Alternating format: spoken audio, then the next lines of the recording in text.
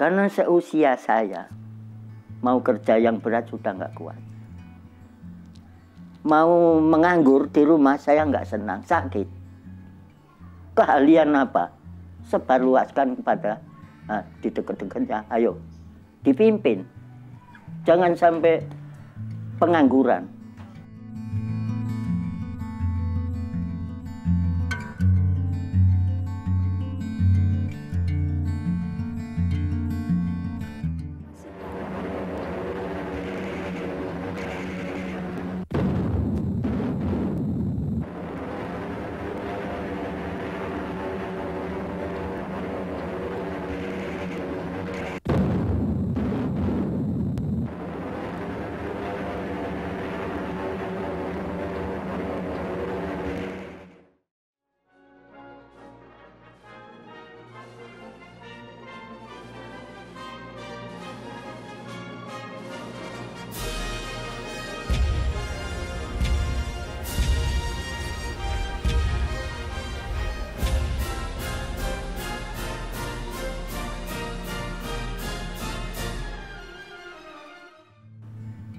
Nah, karena ayah saya ditembak Belanda, marah hati saya. Menangis sambil marah. Saya masih di bawah umur, saya akan balas dendam dengan cara bagaimana. Berpikir terus. Inilah tugas saya yang mematikan. Hidup apa mati, enggak saya pikir. Dalam pikir adanya berani dan berani.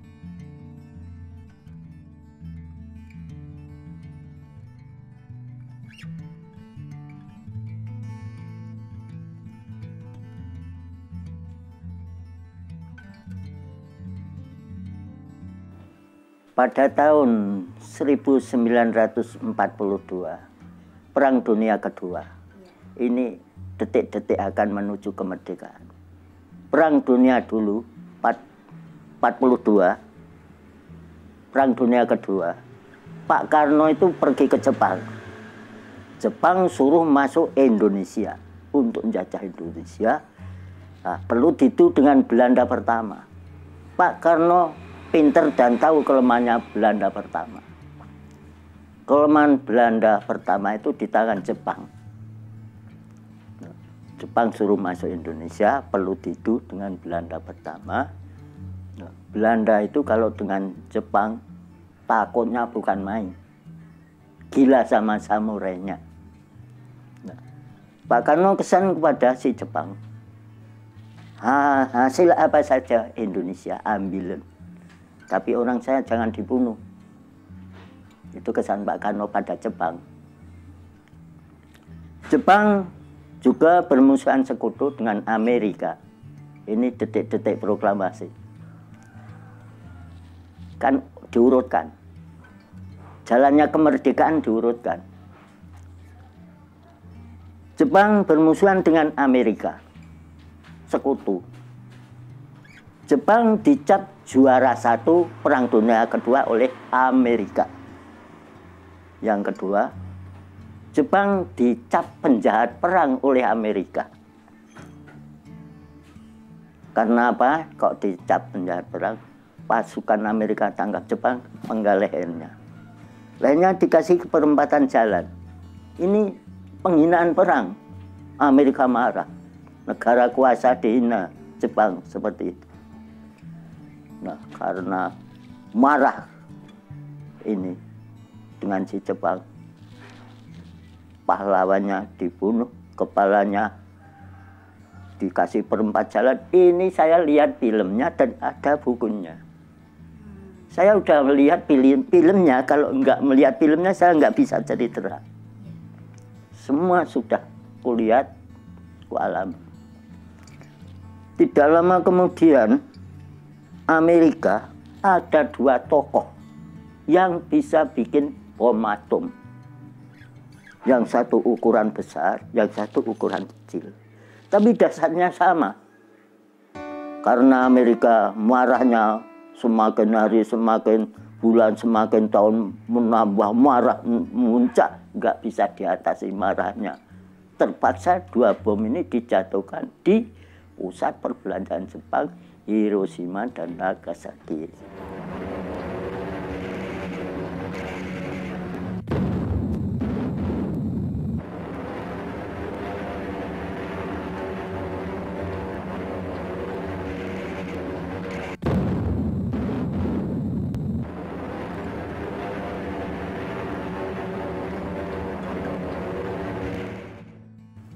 Urut-urutannya begitu. Nah, setelah Hiroshima dan Nagasaki pusat perbelanjaan Jepang dibom atom Amerika, Jepang yang ada di Indonesia bertekuk lutut, angkat tangan, pulang. Di mana-mana pulang. Lumpuh total Jepang. Menangis lumpuh total. Si Jepang yang memberi julukan bom itu adalah bom setan Jepang. Nah, pada tahun 17 Agustus 45 karena penjajah sudah nggak ada, Pak Karno dan Pak Karno dan Pak Mohatta memproklamirkan kemerdekaan Republik Indonesia. Nah, jadi Indonesia bisa merdeka itu, yang bisa bikin merdeka itu orang Amerika, bukan angkatan kita, bukan rakyat kita. Lah kalau Jepang tidak dibom Amerika, Jepang masih enak-enak di sini, hasil apa saja banyak. Lah itulah. Jadi Indonesia cuma ikut-ikutan, itulah, ikut-ikutan dari belakang. Semua itu adalah politik Pak Karno. Itu menuju kemerdekaan Republik Indonesia harus melewati jalan seperti itu. Kan seperti sudah ada catatan, harus lewat ini, harus lewat ini, harus lewat ini. Ya itu penjenengan mesti baru tahu ini. Betul, baru tahu ini cerita saya ini. Belum ada orang yang tahu. Karena orangnya sudah pada mati yang dulu-dulu. Ayah saya ditembak Belanda kena gini.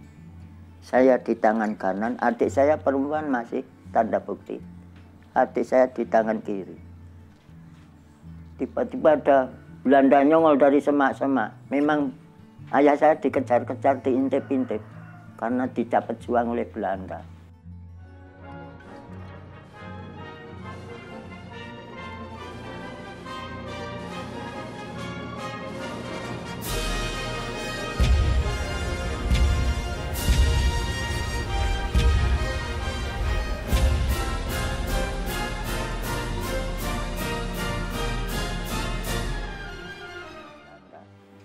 Kalau jam 12 malam itu ikut gotong royong, bukan bikin jebakan-jebakan tank. Tidak tahunya antek-antek Belanda nyamar pejuang kita. Ikut-ikutan bikin jebakan sambil mendata. Mendata orang-orang yang bikin jebakan itu didata semuanya. Tetangga sendiri, semuanya hafal namanya. Teman sendiri. Kasihkan Belandanya, ini orangnya. Terus dicari terus Belanda, akhirnya ketemu, mati satu persatu. Nah, karena ayah saya ditembak Belanda, marah hati saya. Menangis sambil marah. Saya masih di bawah umur, saya akan balas dendam dengan cara bagaimana. Berpikir terus. Lah marah, bukan orang tua saya saja. Baru jam 6 pagi, mayat di kampung gini udah 15, baru jam 6 pagi. Saya lari melangkai mayat terus. Menginjak jam 7, orang nyangkul di sawah. Tewar. Mata saya melihat. Glasar di perendutan. Karena sawah kan ditanam padi kan berendut. Glasar. Saya ngelus dodo terus. Adanya mau mengancam Belanda supaya cepat pergi dari bumi Indonesia. Pikiran saya begini, saya selalu mohon Yang Maha Kuasa diberi keselamatan. Kalau malam hari peluru besar, jarak jauh dari pabrik Gembongan, pabrik gula batu kan Gembongan, diarahkan ke Kalioso, kan ada kompas untuk melihat musuh di jarak jauh itu kelihatan. Saya udah tahu kelihatan itu angkatan darat kita dikejar-kejar Belanda. Lari sendirian. Nah, kemudian sama-sama bersembunyi dengan saya ke pusat. Kamu tahu temen aku? Gak tahu itu Pak. Kemudian ngambil seperti tepuk kecil gitu. Dilihat itu gambarnya teman-teman kelihatan. Oh ada di sana deh. Kamu hati-hati ya. Saya lari mencari teman saya. Ya Pak. Selamat Pak. Gitu. Jadi peluru besar jam 2, mulai jam 7 itu mulai peluru besar.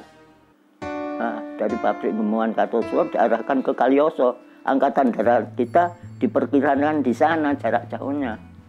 Peluru besar. Seperti satelit itu loh, keluar lampunya. Sing berbunyi, Pak. Seperti roket. Kalau peluru itu nggak nyampe akan jatuh gini, Pak. Jalannya naik turun gini. Wara-wara. Bilang kalau sudah lihat peluru gini, cepat lari maju, Mbak. Larinya maju. Itu waktu malam, Mbak. Peluru besar, waktu malam, jarak jauh. Kalau saya tidak melihat tiap-tiap hari, nggak bisa cerita apa-apa, nggak bisa. Nggak bisa, ngarang-ngarang nggak bisa. Saya cerita apa adanya yang sudah kualami saja. Nggak saya kurangi, nggak saya tambahi. Udah itulah, seperti itulah pada zaman dahulu. Sangat menyedihkan, Mbak, hidup di dalam penjajahan. Semua dikuasai penjajah. Pabrik-pabrik gula dan lain-lainnya milik penjajah. Akhirnya awalnya saya lihat angkatan darat kita di kebun akan menyerang Belanda. Pak, saya ingin bantu-bantu, Pak. Itu awalnya. Kamu tidak takut mati? Tidak, Pak. Kamu malah terus membantu saya. Kalau jam 11 siang hingga jam 12 saya menyerang Belanda. Itulah kemalahan apa itu namanya, kelemahan Belanda. Jam-jam itu saya manfaatkan jam itu. Kamu saya kasih tugas menutupi alat-alat perang angkatan aku, angkatan darat kita, yang saya tinggal di kebun di bawah tanaman bambu rindang. Tutupi dengan bambu-bambu kering yang tebal sampai rapat. Kalau kamu sudah selesai, cepat lari, sembunyi. Sambil ngawasi andai Belanda. Kan sudah saya tahu andai Belanda. Siapa? Gitu. Inilah tugas saya yang mematikan. Hidup apa mati nggak saya pikir. Dalam pikir adanya berani dan berani. Ciri-cirinya andai Belanda itu kan orangnya sama. Rupanya podo pribumi. Tapi ciri-cirinya ada. Saya di dalam rumah kosong itu ngawasi andai Belanda terutama. Saya udah tahu itu andai Belanda. Tidak tenang, Mbak.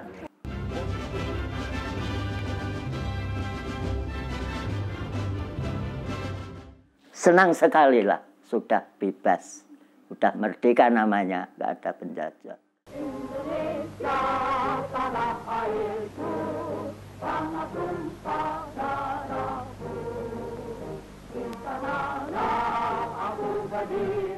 Saya tiap-tiap hari sudah diberitahu, dididik, diajari oleh Bapak Komandan Angkatan Darat kita terutama. Terus saya dikasih tahu, ciri-cirinya andai Belanda itu kan orangnya sama. Rupanya podo pribumi. Tapi ciri-cirinya ada. Di kedua telapak tangan sini dikasih kaca kecil. Ya. Terus membututi saya, pejuang dan angkatan darat kita Indonesia. Kalau si andai Belanda itu membuntuti saya, tahu jarak 50 meter, Mbak. Misalnya angkatan darat kini ada di sini baru musyawarah mau menyerang dari mana, jam berapa. Diintip andai Belanda dari kejauhan.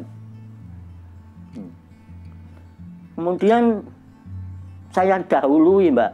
Saya udah tahu itu andai Belanda. Tidak tenang, Mbak. Orangnya tidak tenang. takut ditangkap angkatan kita, dibunuh, dicoel-coel. Membunuh bangsa sendiri. Kalau tahu angkatan kita diketahui oleh angkatan Belanda, yang ngasih ngerti Belanda, Mbak. Ini diarahkan matahari, sinar matahari. Matahari menghadap ke sana atau ke sana. Ini diarahkan mantul sinar ke atas. Di atas pesawat bom Belanda.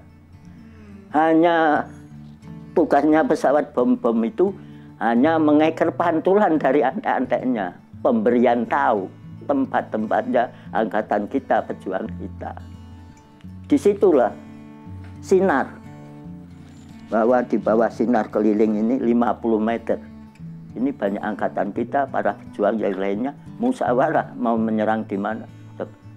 Tidak tahunya sudah diketahui antek-antek Belanda. Nah ini saya kasih tahu dulu. Pak, pindah dari sini, Pak. Antek-antek Belanda ada di sana, Pak. Ya, tidak lama kemudian pesawat tahu balik jungkir. Banyak, Pak. Jatuh ke bom-bom. Tapi ini sudah pergi dari tempat permusyawaraan. Selamat. Inilah tugas aku. Saya tidak takut mati sama sekali dengan antek-antek Belanda. Musuh saya tiap-tiap hari. Betul, saya nggak takut apa-apa. Itu. Nah, itu semua kan tahu antek-antek Belanda, orangnya sendiri membela Belanda. Saya antek-anteknya angkatan darat kita membela angkatan darat kita. Nah, itulah. Maka sini saya cap pengkhianat bangsa. Si antek-antek Belanda itu.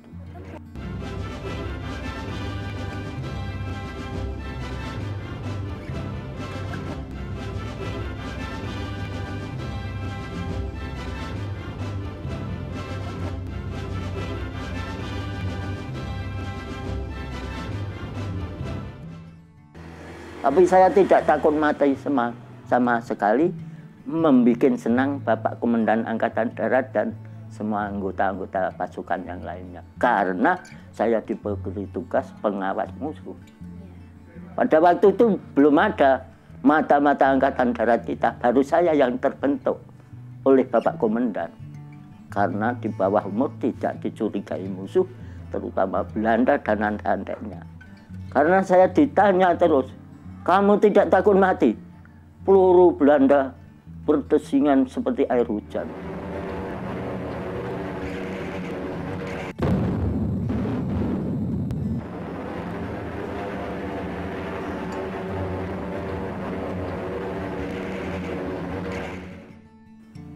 Belum yang secara langsung ditembak. Gak takut, Pak. Demi membela bangsa dan negara. Mengusir Belanda dari bumi pertiwi Indonesia.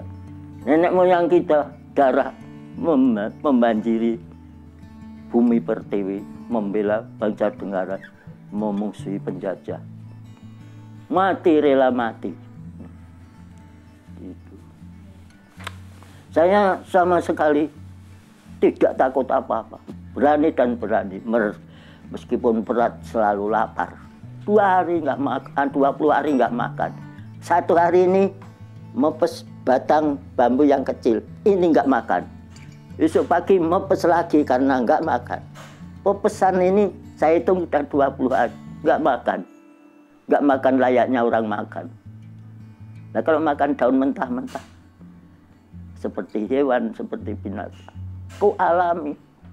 Saya di sana siang hari, rumah-rumah di sekitar lapangan terbang, kampung-kampung di sekitar itu kalau siang hari rumahnya kosong semua. Orangnya entah mengungsi kemana nggak tahu, tapi kampung mati semua. Ada 1-2 nantinya dibunuh Belanda. Nah, saya masuk ke rumah kosong. Kan dulu belum ada rumah tembok, ya. Gedek dinding bambu itu. Saya lubang pas motor saya 2.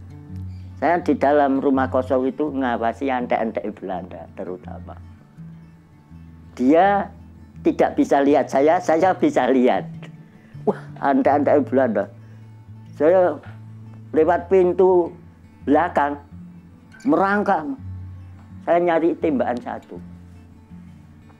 Saya udah dipesan Pak Komandan, kalau nyari saya tembakan satu, kelar. Saya musyawarah semua anggota saya. Mau menyerang dari mana, jam berapa.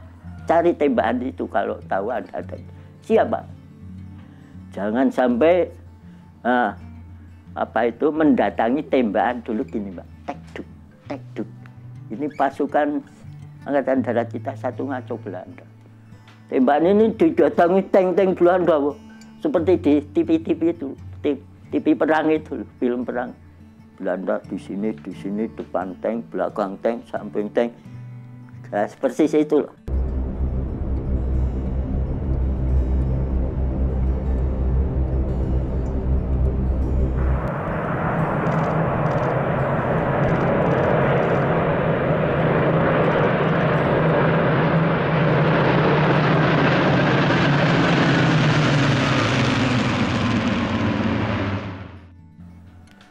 Diserang angkatan kita dari belakang.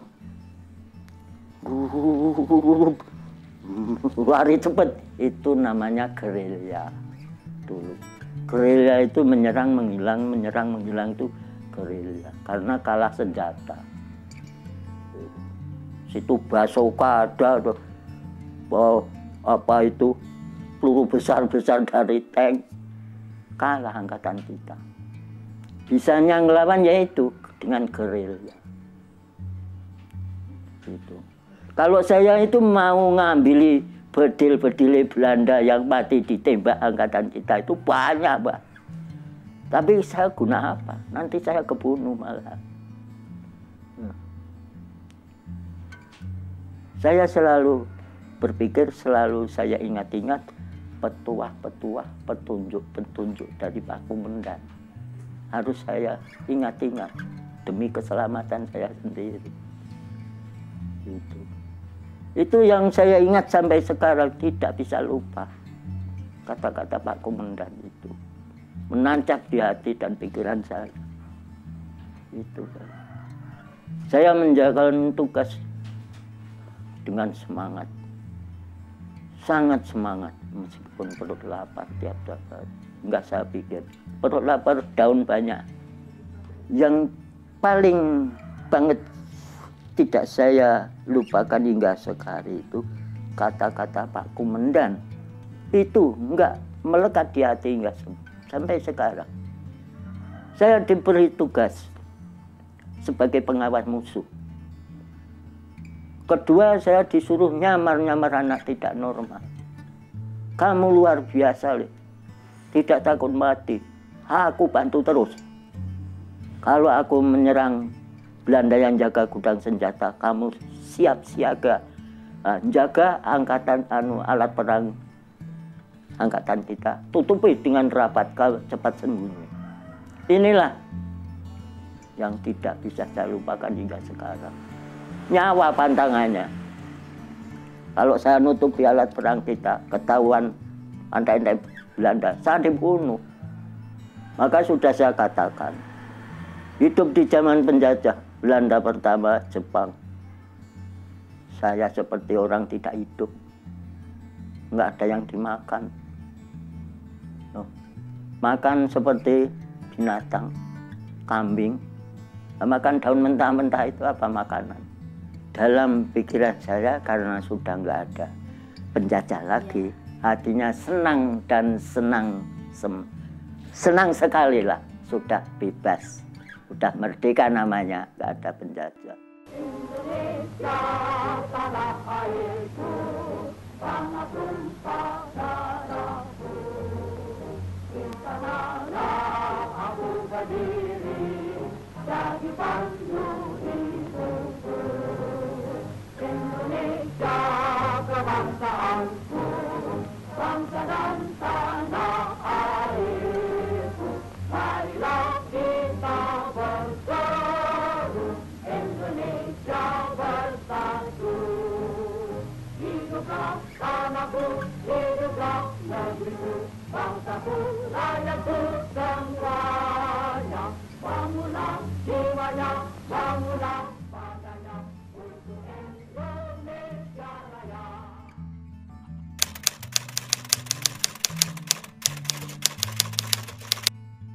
Karena seusia saya, mau kerja yang berat sudah nggak kuat. Mau menganggur di rumah saya nggak senang, sakit. Nah ini kan jual mainan nggak laku sekarang, dijual besok pagi kan nggak rusak. Kalau saya jual makanan, ini hari harus habis, harus payu. Kalau nggak payu butuh.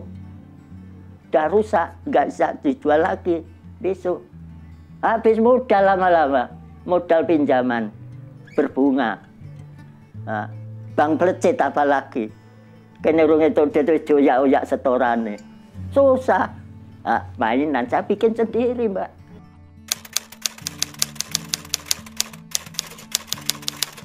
Ya beberapa yang sekiranya laku saya jual tuh tembakan tok-tok gitu, tuh munyuk-munyukan, terus apalagi itu.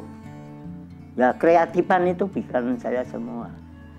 Itu malah laku, Mbak, tapi yang dari toko malah nggak laku. Yang kreatifan soalnya ditiru anak-anak itu loh, ditiru anak-anak. Tirulah untuk biaya sekolah, cari sendiri dengan begini caranya. Nah, tiru, bongkar caranya, terus bikin produk sendiri, dijual sendiri, laku untuk beli buku. Itu saya yakin itu, Mbak. Beli satu saya bongkar, nah ini kan ada tulisannya. Beli satu dibongkar, saya bikin produk serupa.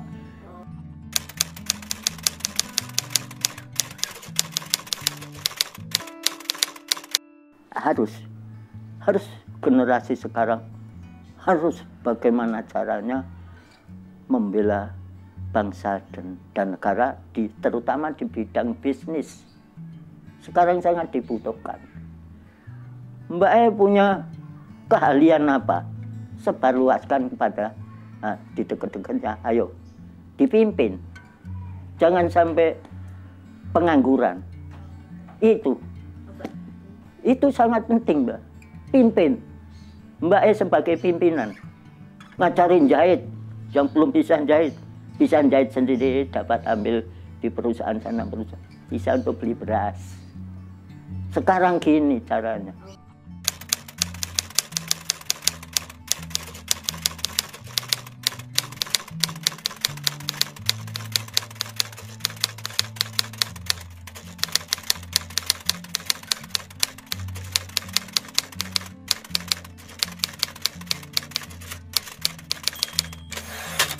Sama lah, itu bagi yang berpendidikan tinggi, punya ide apa, itu harus digali terus untuk menolong sesama saudara, sesama teman. Jangan nganggur.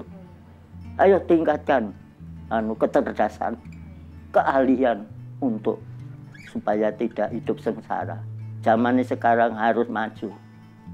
Zaman saya dulu nggak ada yang dimakan, sekarang banyak. Tapi harus susah payah, apalagi corona. Semua macet. Saya jualan mainan kemana-mana sepi. Para wisata tutup semua. Nah, untung saya mencuat di HP. Banyak orang lewat ngasih makanan banyak. Hidup saya dapat imbalan saya.